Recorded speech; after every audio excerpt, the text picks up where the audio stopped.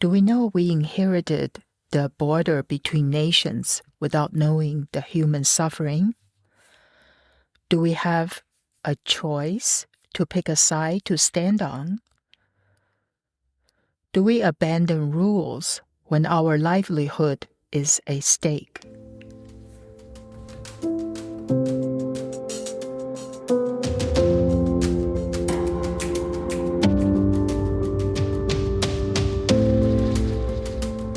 Welcome to Open Heart Podcast. I am Lou Leslin, your host. This is a podcast where we share ideas, stories, and questions with an open heart, so we can be kinder and wiser to ourselves and each other. Every week, we'll discuss a topic where I share my observation, ideas, and questions with you. And I would love to hear your thoughts, comments, and reflections too. Please send them to lou@leslincreativestudio.com.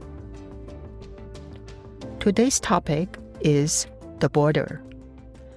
The border. Do we ever question how the border was drawn and what it cost in human lives? The border between nations is the history of human suffering. We do not want to see it with eyes wide open. It would take curiosity and humility to understand the ground we are standing on. In 1979, I found myself stuck in Tijuana, Mexico. My family had immigrated to the United States in fall of 1978. Our visitor visa expired. I had just started at Arizona State University as an undergraduate student. My mother said, "You can get a student visa now. You are officially a student." Without doing much investigating, my friend, who later became my husband, drove us to Tijuana together.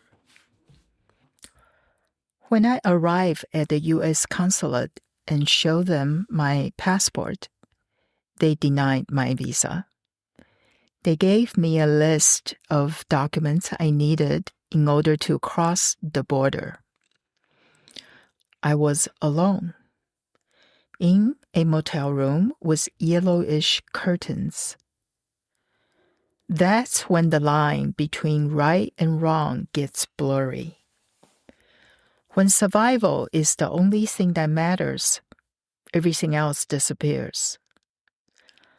I sat in that room for a few days, making phone calls, thinking, how do I get myself out of here?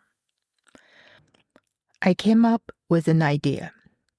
I called a taxi, went to a market, bought a vase, wrapped in a gift box, asked a taxi to take me to the nearest airport, bought a ticket to San Diego, walked to the small plane, pretending everything was okay.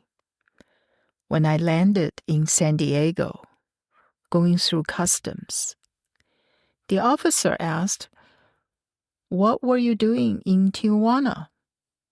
I said, "I was shopping," and showed him my purchase. Then came another question. "When were you naturalized?" I replied, 1968, or something like that. This happened decades ago. I actually didn't fully understand the question, but I answered it anyway. I was cleared. I called my mother immediately, told her I'll be taking the next flight back to Phoenix. My heart was pounding. I was surprised, elated. The strategy worked. Looking back, it could never happen now. Was it a blessing or a blessing in disguise. What I know is this: honor and pride go out of the window when survival is the only thing that matters. We are ultimately designed for survival. Life goes on no matter what happens. Borders come in many forms. Decades later, I met a woodcarver on the Victoria Falls Bridge, crossing the Zambezi River, the border between Zambia and Zimbabwe, who crossed it every day for a living. He walked with me and told me about his shop on the Zambia side of the bridge. He walks back and forth every day, hoping to make a few more dollars to feed his family and give his children an education. I asked the question, did he choose to be a woodcarver for a living? The randomness of the cards handed down to us makes who we become who we are. It is the absurdity of life itself. This has been episode 5 of season 3, The Border. Next time, forgiveness.